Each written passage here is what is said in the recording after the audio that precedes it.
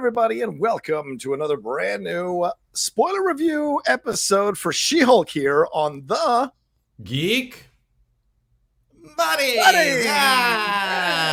Hey! We are back at it again.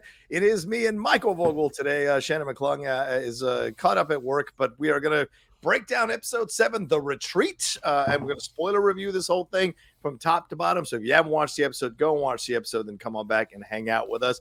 I'm the Outlaw, John Rocha, writer, producer, and host here on the Geek Buddies. That is Michael Vogel. What do you do, Michael?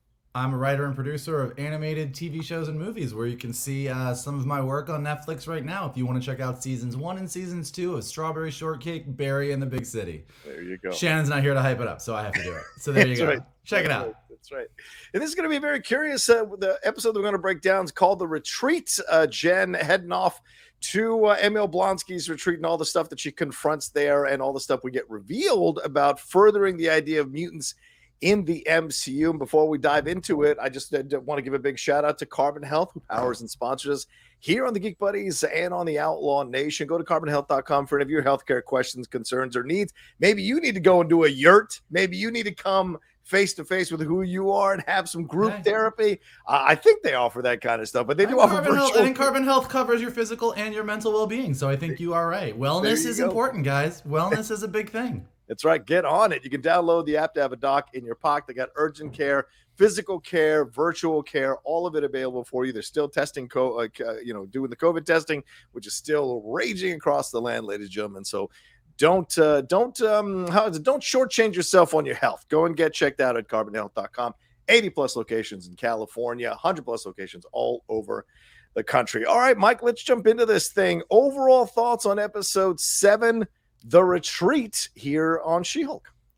I mean, listen, at this point, if you're on board with She-Hulk, you're on board with She-Hulk. And if you're not, you're not. And I'm on board. They are, as far as I'm concerned, they are just continuing to give me delight after delight. I love the tone. I love the silliness. Shannon is not here to talk about the sometimes questionable CG effects on She-Hulk, but I've accepted that too. You're sort of this is what the show is. This is where the technology is on She-Hulk. And if you're on board for it, it is a hell of a ride. I think it is the exact right amount of funny and sweet for what I want it to be. And in a week where I'm dealing with some heavy battles in Middle Earth, some major things going down on House of the Dragon. Yeah. The rebellion is not all fluffy rainbows on Coruscant and in Andor, and She-Hulk is just going and hanging out in a yurt with a bunch of C-list supervillains. It's great. It is just silly and ridiculous, but like I said, just manages to be really, really sweet at the same time. Yeah, it's a great point you bring up, a little counter programming for all the heavier stuff that's going on in all these other series. Certainly, this is a little bit more of a more relaxed and funnier, or attempt to be funnier, approach to the world. I actually liked this episode. Yes, I still think there were some comedic missteps because I just don't think I'm going to 100% be on board with the comedy, but I liked a lot of the message of this episode. I liked this idea of, confronting, coming to terms with the other side of yourself. We spend a majority of our lives as regular human beings chastising ourselves with that little inner voice that criticizes us for the little things that we're doing.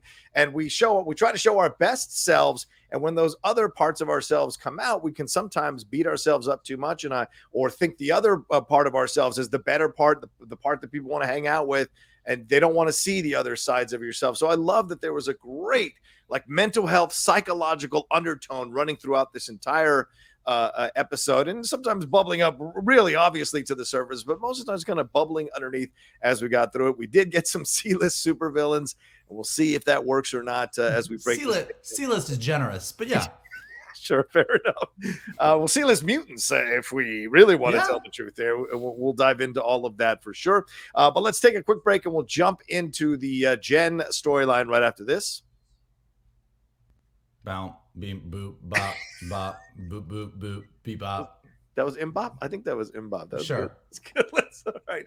We're going to focus on the Jen. It's just pretty much the whole episode is the Jen storyline, and then we'll hit the Easter eggs and the Josh stuff on the other side of the break here. What Josh ended up being on the other side of the break here. But let's get into this thing. Jen is getting ready. We see this is like a rom-com. This reminds me of the beginning of Adventures in Babysitting. She's very happy. She's glowing. They're going on these dates. We're seeing the Josh and Jen relationship develop. They're going to drive-ins. They're almost kissing, then the handshaking, then almost kissing. And then eventually she does invite him in and they spend the night. And then Josh ghosts her in essence, and she becomes obsessed with trying to check her phone. And look, a lot of us have been there where we're checking our phone to see like, why haven't they responded back? It was too real. It's for sure. So we find out that when she gets to work, Nikki is telling her that she is nominated for Female Lawyer of the Year. Josh does not respond, and we got to Sunday. And while we got to Sunday, we also watch her watching the Great Muppet Caper. Mike, I'm sure you enjoyed that with Miss. A lot to say about it. Miss Piggy is busting out of jail. Is that symbolism for her, symbolism for Blonsky? Because on Sunday, we get a call. She thinks it's Josh, but it's actually Chuck, Emil Blonsky's parole officer, who calls her, says there's an issue with Blonsky's inhibitor, and will she come with him to go to the retreat? They end up at the retreat. It's called Summer Twilights, which I thought was a great name for it. Chuck is recalibrating Emil's inhibitor while she's She-Hulk. Then we cut to Manbull and El Aguila getting into things on her car. As Manbull is pushing the car to go to the garage, Emil delivers a tour of the retreat. We hear about the Wood Lodge. We hear about the ceremonial sweat yurt. And she leaves Emil after he offers to help her to go and try and find a signal. She finally finds reception as she stumbles into this group meeting with Porcupine and Saracen also there with Emil Blonsky and Manbull and Aguilar. And then Wrecker shows up and she immediately tosses into some chairs that Manbull Manbull set up, which hurts his feelings. And Jen has to go sit in the calming chair. And we now get into this group conversation about therapy, and Wrecker is working through his issues. He takes radical accountability, which I think is awesome. Then this causes eventually from a little bit of peer pressure for Jen to open up her situation about Josh. And we hear a little bit more about Saracen's dad, that Saracen thinks he's a vampire. Is he a vampire? Porcupine won't take off his costume. But as I said, Jen gets into the issues with Josh, and all these guys open the door to hear her, give her some advice. Then they resort to violence, but Wrecker stops them and says, let's hear her out and let's give her some positive feedback. And by the end, Jen is smiling. She's become herself, goes into the yurt, and everyone cheers her on, and her car is towed away by Slot Towing, which is a nice shout out to Dan Slot. So that's overall what happened to Jen in the episode. Let's break it down for Vogel. Where do you want to go? What stood out to you? What really kind of appealed to you about the journey that Jen went on in this episode? Well, I just really love how the creators of this show are like, we are gonna do what we want to do and fuck you. We all know they say fuck you, but they say we all know that we've got Matt Murdock waiting in the wings, and half of the fans on Twitter are like, where is Daredevil? Where is Daredevil? Yeah. To the point that like a couple Twitter accounts were just like, hey, it's not the Daredevil show. That one's coming later. This is the She-Hulk show. And I just love that even though we know that that's coming up and we know that we're going to, wrap up this plot with the intelligentsia, this is really just centered on Jen and her journey, and like any sitcom, her romance life, her well-being, how she's feeling about stuff. And I think they did it in such a silly She-Hulk way to kind of take her into this place with all of these like D-list supervillains, even bringing Wrecker into the mix of it. I mean, even with Emil Blonsky, when we all saw these trailers for She-Hulk early on, it's like, oh, is Abomination going to be the big bad guy? Is he the one trying to get Jen's blood? He's running a fucking retreat, man.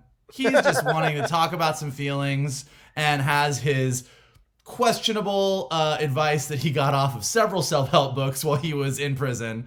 And, it's really sweet, but also, I don't think that the She-Hulk is necessarily, to your point, John, it's not the absolute funniest comedy on television. There are a lot of comedies on television where the comedy is a lot sharper, but by balancing it out, with a level of comedy, a level of nerd comic book, Marvel Easter eggs and connections to the MCU, and most importantly, some genuine emotion and sweetness to it, I think the recipe on the whole works really well, even if every single moment doesn't always land. Yeah. And I think what really struck me, what really kind of stuck out to me, and I just remember in one of our comments, is either on Twitter or in one of the comments on our early episodes, somebody was complaining that they just felt that Jen Walters was a little bit of a Mary Sue because she doesn't have to deal with the issues that Bruce has to deal with. And I think we talked about this a few weeks back, but this episode particularly, I think, crystallized what makes Jen as a character not just female Hulk, but actually makes her a very different character in her own right. Whereas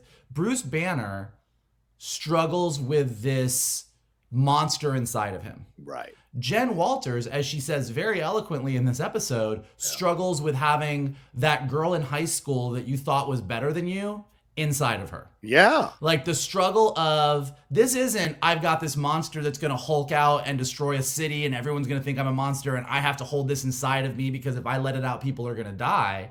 This is, I'm feeling really inadequate as a human being because this thing that's inside of me, everybody likes more. Yeah. She's prettier, she's taller, she's got better hair. Right. People want to date her, nobody wants to date me. And then kind of wrapping all of that up into this Josh not texting thing is like, look, it's what you said. We have all been there. We have all had that person who you send a text and after 5 minutes, if you didn't get that text back, you start getting anxiety and you obsess over it for days. And then when you kind of come out of that weird fog of being obsessed with somebody, you're like, why was I a fucking moron? But then you end up back in that space again a month later. So, I thought they just did a really nice job in this episode of kind of getting to the meat with just 2 episodes left of this whole Jen She-Hulk, what the deal is with her and what she's trying to struggle with is finding that balance of both sides of her. Yeah, it's been a more overt approach to it because they've had 12 episodes. Remember, we haven't had a Hulk solo movie with Mark Ruffalo. We've had to see Ruffalo struggle with his Hulk stuff in scenes within movies that are Avengers movies or movies that have another character as the titular character in the title. So this is where we're getting a little more time with her. So we've gotten glimpses of Bruce's struggle with it, certainly, but we're getting way more time here. And it's going to be different. A man's approach to this situation is different than a woman's approach to this situation, at least in the way they're portraying it. So I like that we're getting a newer approach to it. And TATIANA MASLANY is doing an excellent job yet again, showing you why she was cast as the lead in this show. A couple of the comedic moments I found myself in the last few episodes or last couple episodes thinking about, Alison Brie might have nailed that a little bit stronger. But these more emotional moments, these more like this kind of lighthearted approach to her mental health, you still sense there's a seriousness to her. And I think Tatiana's talent really comes through. Not that Allison couldn't do that too, but I feel like it's a more natural thing with the way Tatiana is playing it that I find myself connected to this character more and more. Look, I like her. Whether the show works every episode or not is a separate conversation, but I like her as this character and I'm invested in her as this character and where she's going, and they do give her a lot to confront. It seems like every guy is kind of not the right guy for her. And then we find out, of course, what happened with Josh, which we'll get to. But we also find this nice thing about her that she really does want to help people. She really does want to be the best person she can be. And although she has confronting the fact that this other part of her, everybody seems to love a bit more, she's figuring it out step by step, piece by piece, and is opening the door to surrender her vulnerability to people to kind of negotiate that, with Nikki in separate scenes earlier in the last few episodes, but then here with a bunch of people she just met for the first time and Blonsky kind of opening up about the struggles that she's going with. And I love that it was a bunch of dudes who are trying to kind of help her through this situation, who are also dealing with their own identity crises and where they should be, who they are. Like Aguilar, should I be a matador? I don't want to be a matador. That's so cliche. Fighting with Man Bull. So we're seeing that Porcupine wanted to take the costume off, which is in essence show who they really are underneath the She-Hulk, underneath the costume. All these things, you're seeing the symbolism on all of them. And I think it was so fun to see overall. And I don't know where I fit on the Emil Blonsky stuff, though, Mike. I'll be honest with you, because the inhibitor thing was that Aguilar's sword, which obviously we saw shot bioelectric stuff out.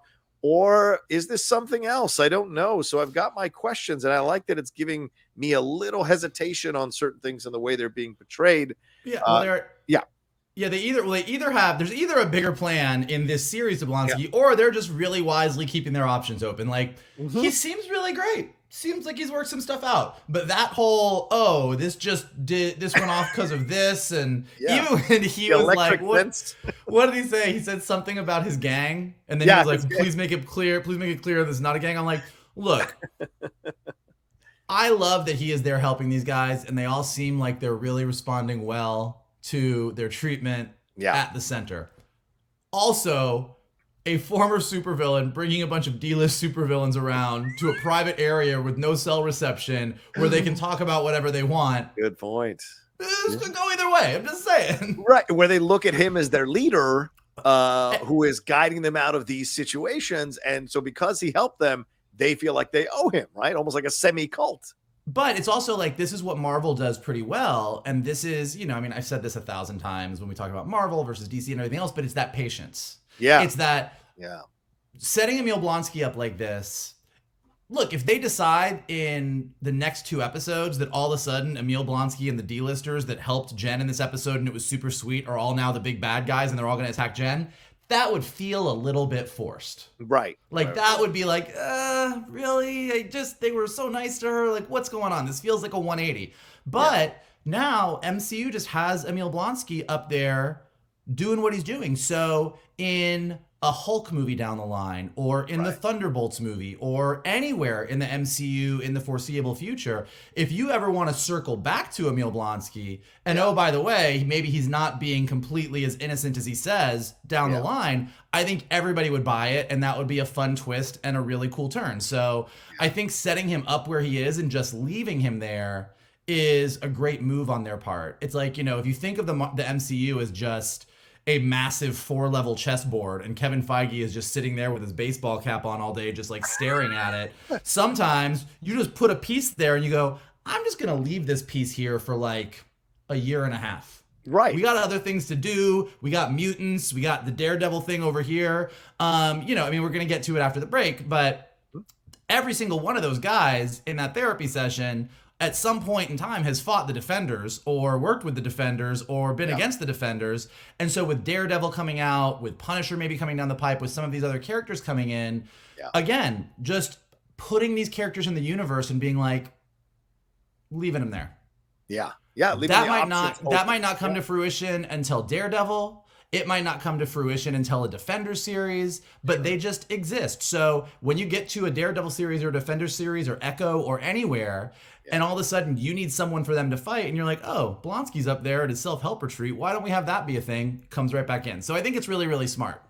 Tell me about what you think about how they took Jen through the path of this episode, confronting this part of it, and then eventually opening up to these guys and then going into the yurt.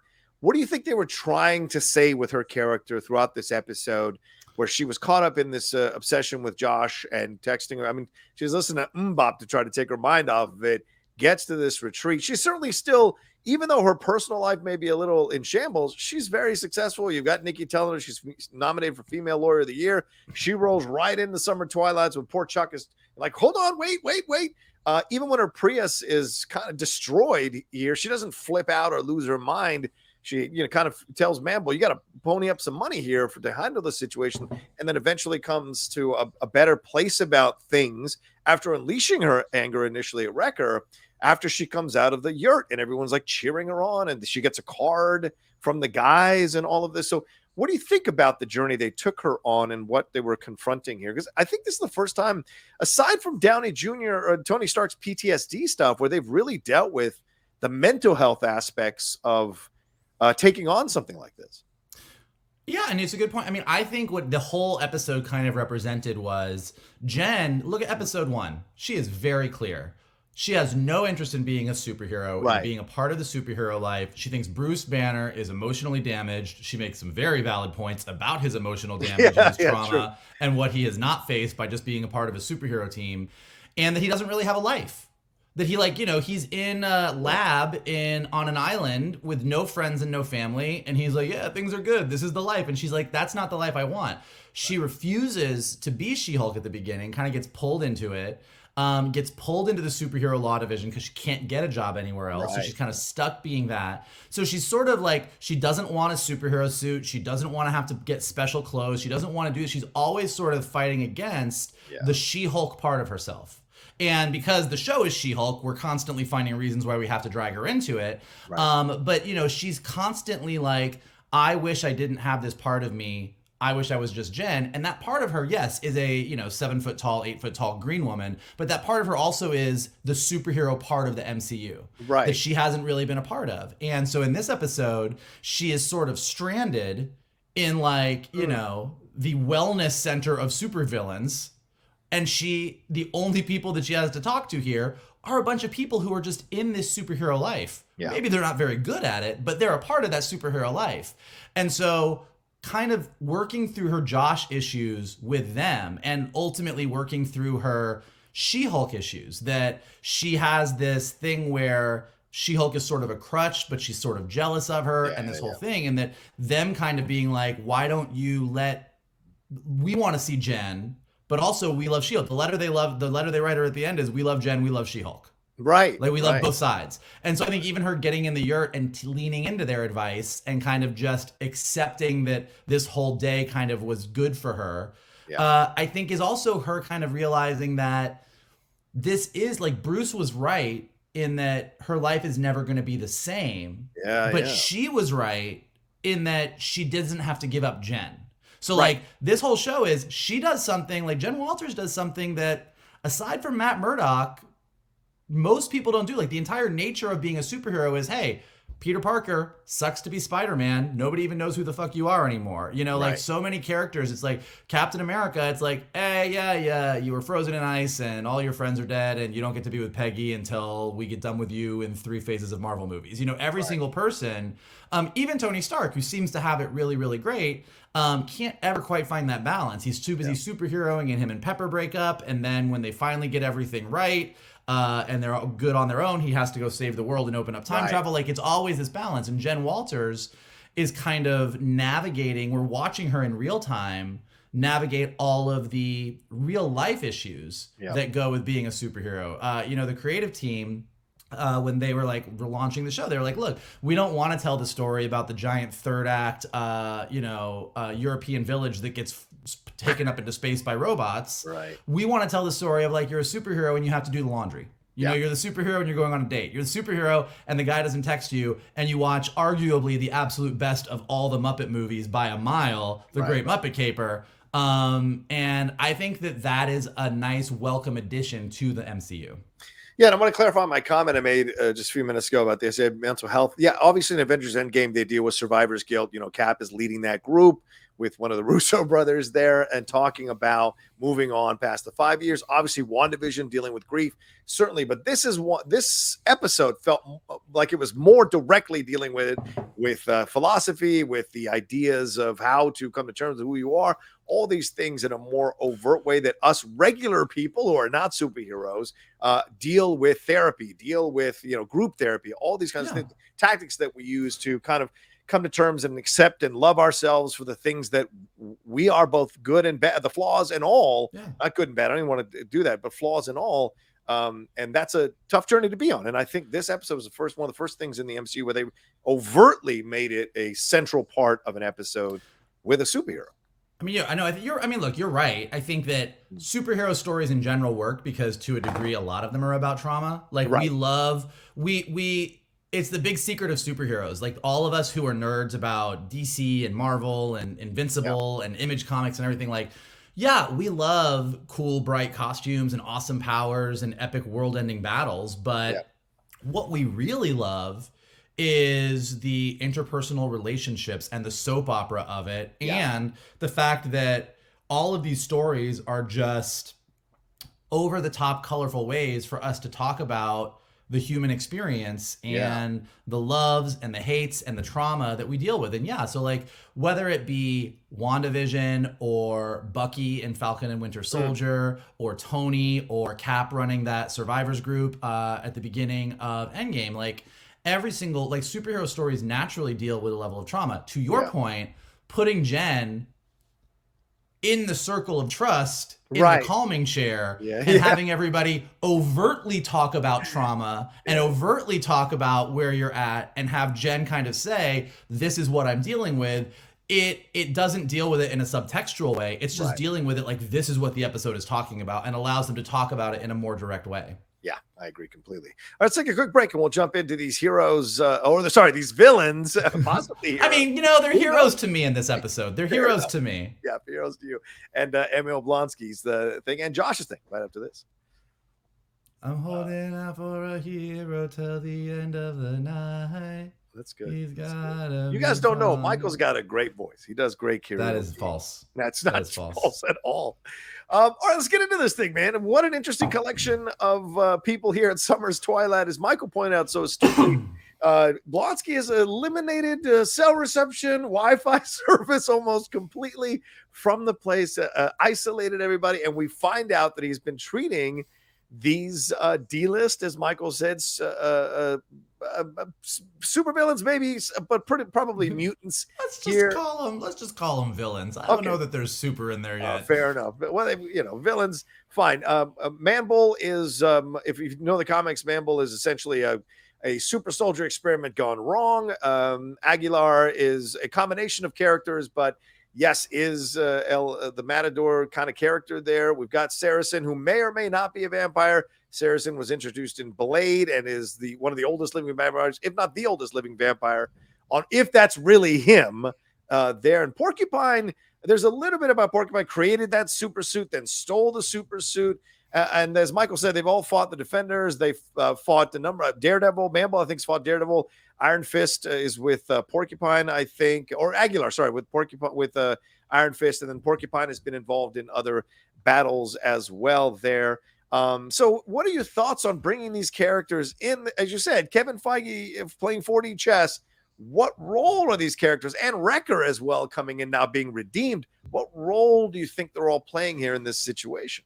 I mean, I don't think that there's a lot of I don't think these guys are like heavy hitters that we should be like keeping an eye on for phase 5 and 6 of the MCU. It could be on Secret Wars. I can see that. I mean, sure. Like, maybe, look, I'm not like any of these guys could take off. I'm not no shame to any of them, but I think that the Marvel universe, the DC universe as well, like both of them are filled with bad guys, thugs, and villains who a comic book creator needed some low-level somebody for someone to fight. And let's put a guy in a porcupine suit, or let's have a guy who sort of looks like a bull. And then they get used again, and they get used again, and they just sort of become a part of this universe, but at a very like lower level. Like, these are just characters that you use when you need some kind of bad guy. You're like, we need some kind of bad guy. Let's just use somebody. Like, who do we have in the files? Like, look up the files. Who do we got? And I think that's kind of what's happening here. Is the idea was Blonsky is running his wellness retreat. Let's get some of these like, Easter egg villains from the MCU. Who do we got? And you go into the files. You're like, hey Feige, you got any plans for Man-Bull? And he was like, oh no, I do not have plans for Man-Bull. You take him. And then there's things like El Aguilar, like, he's a mutant. Yeah, El Aguilar is a mutant. Yeah. So in the comics, at least, he's a mutant. Now, does that mean he's a mutant in She-Hulk? No, but given where Miss Marvel ended, with them very clearly pointing out that there is a mutation in her genome, maybe he is a mutant. Like, maybe we are just going to start seeing these characters that were like, I just got these powers at some point. I don't know. Yeah. Saracen is interesting only because we've got Werewolf by Night coming, and we have a Blade movie that is at some level of in the works. So I think like Bo DeMaio, I think, is the latest. The news is that he's rewriting the entire Blade script. The guy who's doing the X-Men cartoon, the most handsome man I've ever seen in animation. But anyways, sorry, just went on a little tangent in my own head. Sorry, just gonna recover from that.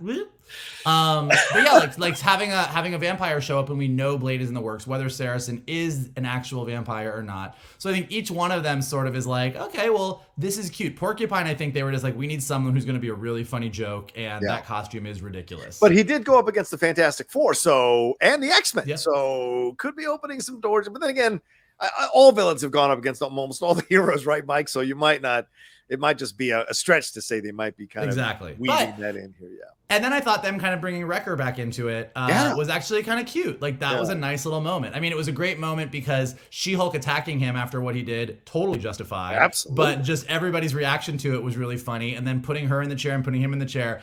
and having them just talk things out instead of punching it out, which is usually what you do in a superhero show. It was like, well, look at that. There, look that it does work when you just talk through things. How about that? Yeah, maybe a subtle message as well from that show, from the show, saying, "Hey guys, we all need to get into a room and talk all this stuff out, find some common ground, especially with how divided we are in our world lately." It's not a bad message to be putting out there. Totally. And I think the bigger thing that I think is fun about She-Hulk in general and what we're able to do now is, now that we are in phase 4, over a decade, 30 plus film and TV project, like we are so far in, is that you're now seeing this, you know, when Tony Stark was Iron Man, if there was all of a sudden some like mutant guy who looked like a bull, that would be a big deal in the Marvel universe, because there weren't that many super powered people. Like in those early days with the Marvel universe, like people with powers was a big deal. Yeah. Now what we're seeing, and we started to see it with Damage Control in No Way Home and Ms. Marvel,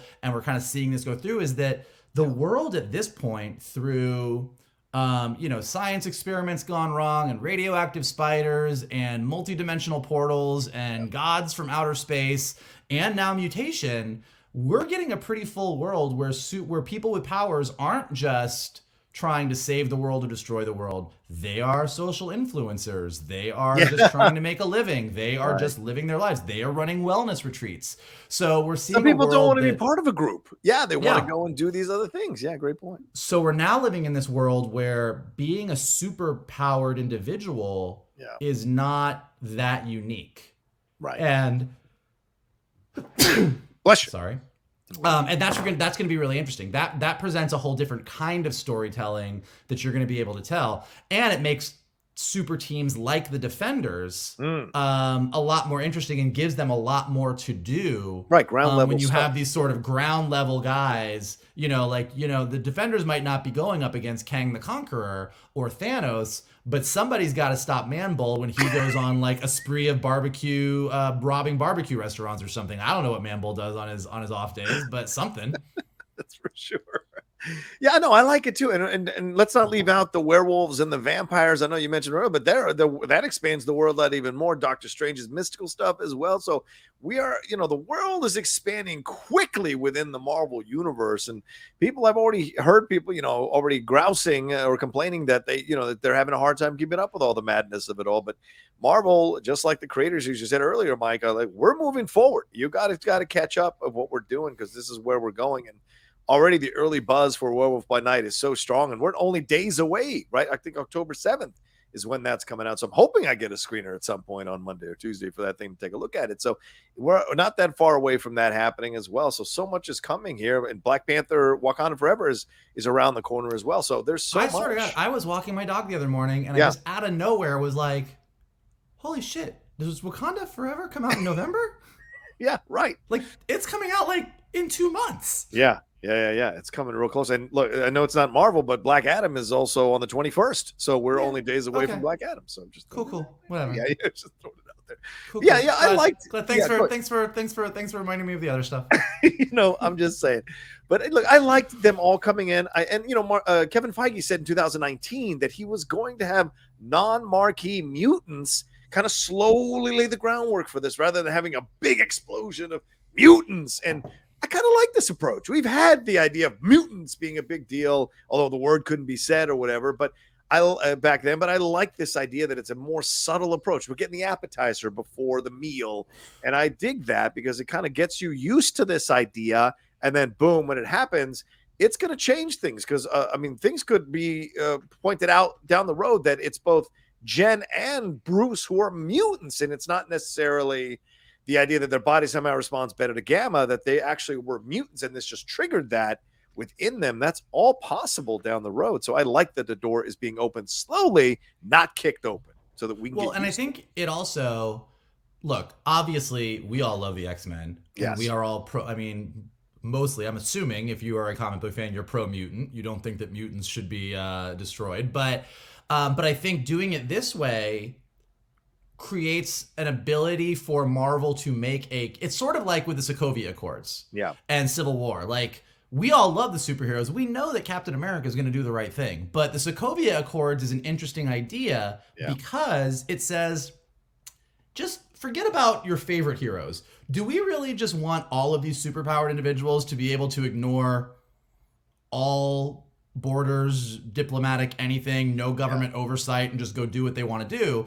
And that's a compelling argument, because when Tony's like, yeah, we don't have that right, but Cap's like, I don't trust this government, and you're like, yep, both sides have good points here. Yeah. And by having this sort of slow rollout of mutant stuff and just filling the MCU with all of these superpowered individuals, you start to see how, as just a average Joe living out your life in the MCU, the fact that you went from, oh, I'm worried that somebody might have a gun and rob me, to I'm worried that somebody has bioelectric powers, telekinesis, telepathy, or can turn into a giant man monster and attack me in an alley, starts to make you more anxious, and you might say, hey, we got to do something about this.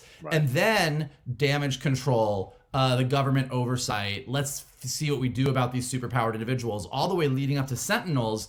Not that that's the right thing to do, because obviously we're always going to be on the side of the mutants and like the rights that mutants represent, but it creates a more compelling argument, just like the Sokovia Accords, where you can go like, okay, this doesn't just seem like mustache twirling bad guys. There's a case to be made here. And so I think like doing it this way is kind of the more interesting way, like you were saying. Okay. Yeah, let's take a quick break. I want to jump into 2 more points here, and then we're going to wrap up this review. We'll be right back right after this. Yeah. I got nothing. Good. No, nothing. I'm not the Shannon McClung jukebox. Hey, just put a quarter in. All right, let's deal with this Emil Blonsky real quick. The inhibitor thing. I want to ask you a question. Your thoughts on this, Mike? Because I was reading some breakdowns, and I actually hadn't even considered this idea that the inhibitors. Of course, the inhibitors are like trackers. Obviously, I got that, the connection, real world connection to our world. Now, some people have these things put on them to monitor them on their ankles, ankle monitors, or whatever you want to say. But in the comics, inhibitors have been used in very extreme ways in Genosha, having them be used to enslave mutants. So is this maybe a tease, as you said, yet again, Kevin Feige laying the groundwork for this to be used later on down the road with this inhibitor situation? Is Emil Blonsky aware of this? Is he messing with the inhibitor on purpose to see how far he can go with it? Does he sense that maybe this inhibitor may cause problems? Because obviously he's gamma affected too by being part of that whole thing that how Bruce became the Hulk. So do you think there's more to come with this inhibitor situation? Well, I think maybe. I think if you watch the trailer for the back half of the season for She-Hulk, we clearly see Abomination as Abomination. Yes. So he's doing something with that inhibitor chip he's doing something. Yeah. But I think, again, just like I was saying before the break, I think what's interesting is Emil Blonsky's a big bad guy. He was a big bad guy in Incredible Hulk. So when the government, through the parole board, says, hey, you need to wear an inhibitor collar so that you can't use your powers, we all watching the show go, villain should wear the inhibitor collar. That seems good. Yeah, it seems like it makes sense. It's now, a good middle ground. Yeah.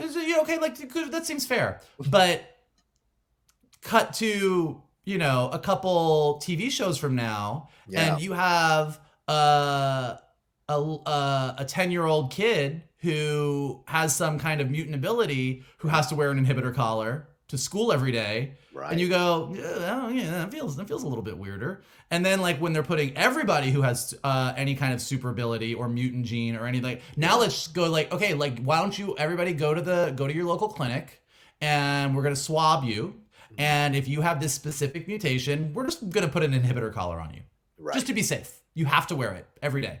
Government says. You're like, oh, okay, now this is feeling really weird. And so you can see how doing something in a way in She-Hulk, in a nice comedy show where you're like, oh yeah, Blonsky should wear an inhibitor collar, sure. But that goes, you watch how that snowballs really, really quick, and you go, ooh. And then you go, wow, if only there was a superhero lawyer who could represent all these people. Great points. And really fight for their rights in a court of law. I wonder who that could be. Well, that's a great point, and I agree with you. I think they're laying this groundwork here for this to be used in a certain way, how they want to use it down the road. But I wonder where are the 7 women? Was it 7 or 8 women that were his soulmates? Where are the 7 soulmates? They did not appear in this episode at all. Listen. Was that a budget cut, or is he taking? Carol, Listen, what's the situation? I feel like, well, it depends. I guess it depends on how accurate and true the closing credit artwork is in the show, because I think in the Blonsky episode they showed him riding away on the bus waving, and they were all chasing after the bus crying and hollering after him. So maybe he ditched them as soon as he got out of prison. Maybe they have their own little yurt somewhere on the property and they are just hanging out. It's a big property. We didn't see all of it, so maybe that's what they're doing. It was a big property. I would, if that retreat really existed, I had no problem going there for a week, for God's sakes. It was fantastic. And anyway, shout out to Abominaste. That is awesome. Abominaste is genius, and that should immediately be on shirts everywhere. All right, let's deal with Josh. As I predicted, and as Shannon's trying to take kind of semi-credit for predicting, Josh was a bad guy here. He did get rid of his nice guy act here at the end, because we cut to 3 days earlier after the whole adventure with Jen and her being in a better place with Dan from Slot Trucking, hint, hint, taking her out of there. He takes a picture of her. He copies the content on her phone and then texts Hulk King about successfully taking her blood. So sadly, yet another guy in her life who she maybe was she was clearly interested in or opening the doors to, turning on her. So what are your thoughts on this? Did this seem too easy, or did you like that they made this twist, and did you see it coming? Well, yeah, no offense to you or to Shannon, but I don't think that this was a twist that was a big shocker. I'm just saying. When Josh showed up at that wedding, I was like, you are so hot and you are so nice and you are so perfect and you like French fries. Oh God, you're a bad guy. You're a bad one. You're part of this intelligentsia bullshit. So when they did, as soon as he was gone at the beginning and he wasn't texting back, it was like, okay, well, I see what happened here. So when they kind of cut back at the end to show it, I mean, I think that's still the right way to do it. I think that living with Jen's uncertainty, even though we were a little bit more clear, probably a lot of us were, on what was happening, I think still doing it that way and then showing it at the end is a good way to sort of tee us up for these next 2 episodes. So yeah, it was a bummer because he was just so cute. He was so cute. He showed up and he was being goofy, and I was like, if I was at that wedding, I would go home with you. Even if I knew that you were the bad guy, I might still go home with you anyway. That's how cute you are. So it was a bummer, but I also it kind of leads to, this whole intelligentsia thing. I just think the creators of She-Hulk deserve a little bit of credit for doing a female-driven Marvel sitcom on Disney Plus, and knowing without any doubt how a subset of the internet was going to respond to this show, and making them the big bads of the show and nailing everything they say. Like, you look at what they're saying on Intelligentsia, and then you go to scroll through some Twitter feeds on She-Hulk, and you're like, same. So, I think they deserve a lot of credit for going, let's just make these toxic boys on Twitter the bad guys in the show, because they're going to hate it anyway. So let's double down. And I think that's awesome. They had the exchange with her and Nikki in the law office where she said, I don't care what these people think about me. So that was a very overt shot, which is, of course, pissing them off even more. And they're making these angry videos about the whole thing. And getting their views, which is really what it's all about. I don't know how authentic some of that criticism is sometimes, but you work, you make your business, you make your money. I want to hit this emoji thing real quick before we wrap up. The emoji is a broken vial of blood, is a syringe of blood, then the green chemical thing, the beaker or whatever it is, the test tube, and then the thumbs up. So he's taking her blood. Where are we going with this? Are we creating another Hulk here? And if the leader is involved in this, are we creating another Hulk, or is this more for the leader to understand how to defeat the Hulk and defeat Abomination and defeat the She-Hulk? Or is there a new Hulk? Because we know that there is a red Hulk in the comics. It has been usually attached to Thunderbolt Ross, but other people have been a red Hulk. So are we opening the door for the red Hulk down the road like this? Even though, of course, the late, great William Hurt has passed away as Thunderbolt Ross. Earlier this week on the Hot Mic, Jeff Snyder broke the news that Harrison Ford was possibly or had been in talks to be Thunderbolt Ross. And wouldn't that be interesting to have him be Red Hulk as well. So what do you think? Now I'm just picturing the Red Hulk with like Harrison Ford's gravelly voice coming out of it, and I'm like, oh, don't talk to me about Star Wars. I'm fucking done with Han Solo. She was my wife. What do we do with it? Is this am I making too much of this emoji, or do you think maybe no? I don't. Well, look, no, I don't think you're making too much about it. The emoji, because what the emoji represent. I mean, look, episode 1, when Bruce was like, "Hey Jen, please watch me destroy your blood and let me explain to you that I must destroy this blood, because if anybody got this blood, that would be bad, because this blood is very dangerous that you and I have inside of us, and nobody should have it except us." It was like, okay, well, that's a big spotlight. That's a big spotlight on where this is going. So the fact that the Wreckers were trying to get her blood, that what's his face, weirdo who dated her, weirdo who dated her, who clearly is kind of wrapped up in this intelligentsia thing, who like referred to her as a specimen. I mean, the whole thing, it's very clear that you are correct, that her blood and this Hulk blood getting out there now. Is it the leader? Like, I think it would be great if it was. That would, like, maybe it is, maybe it isn't. But I think that would be a great reveal leading up to the leader being the big bad in Captain America 4.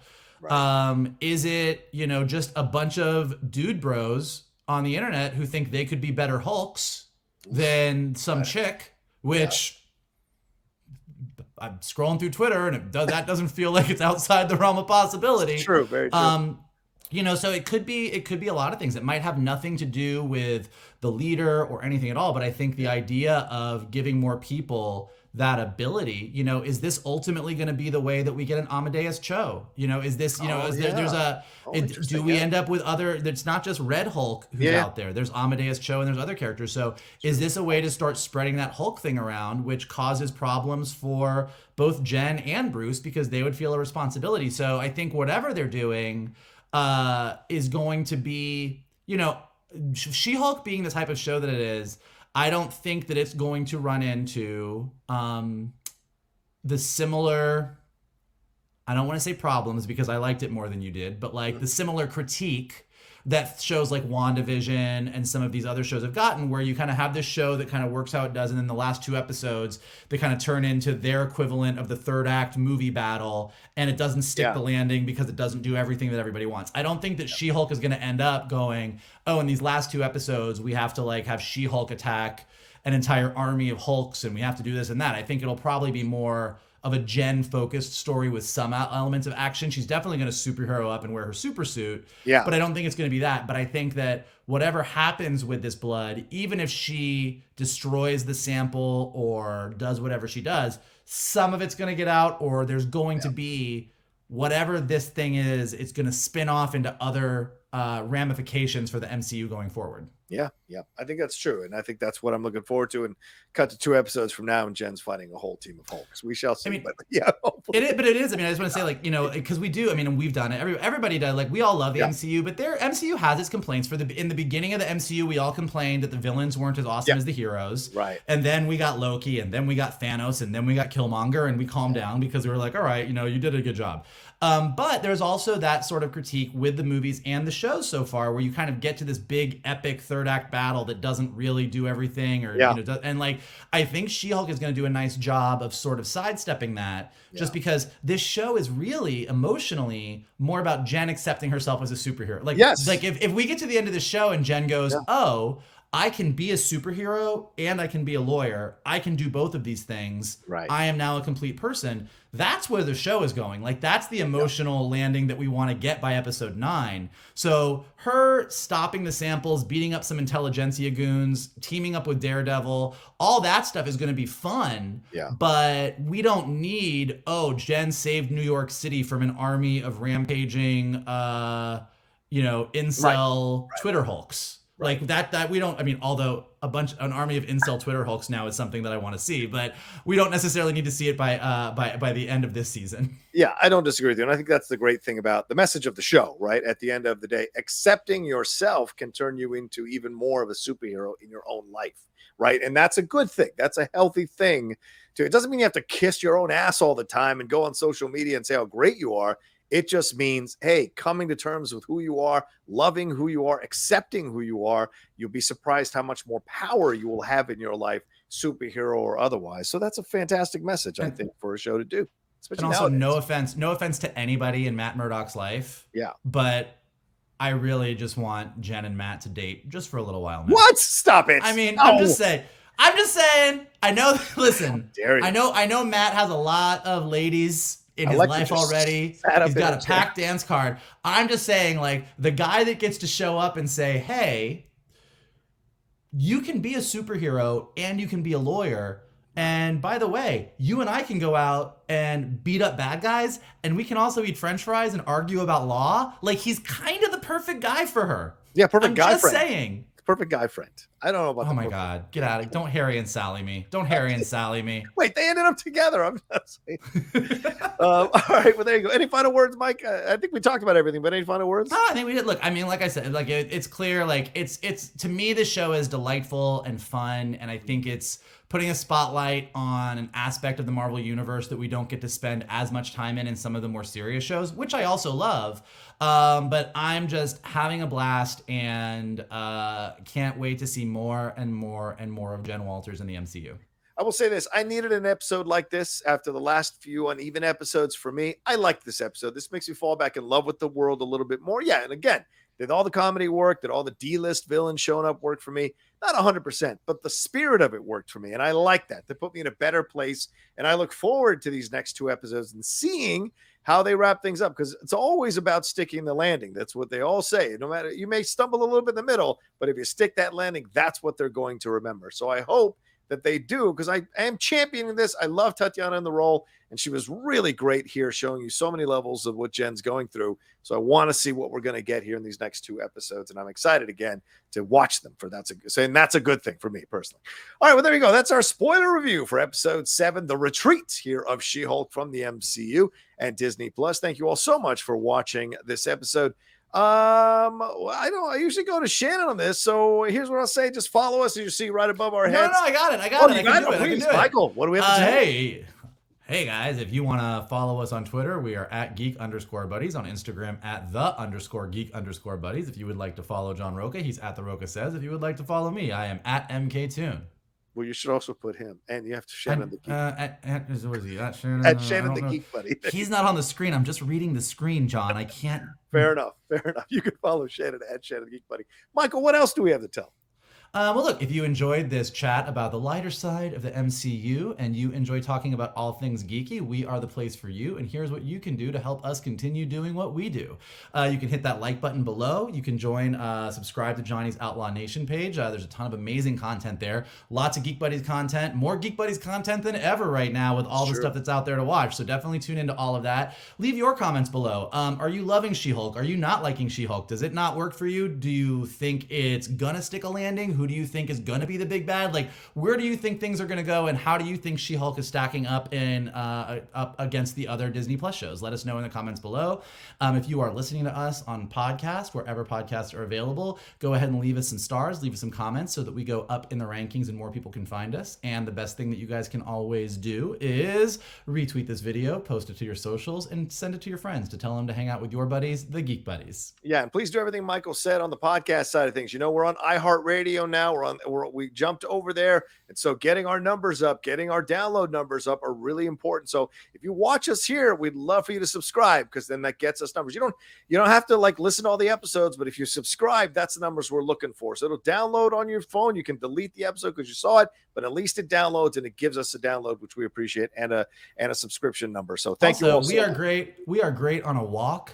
You're walking your dog, your dog with the Geek Buddies. We're great on the treadmill. You're getting tired of running those laps. Listen to the Geek Buddies. Like, we will go with you wherever you need to go. You get a doc in your pocket with Carbon Health, but you get a geek in your, no, a nerd in your, just put us in your pocket.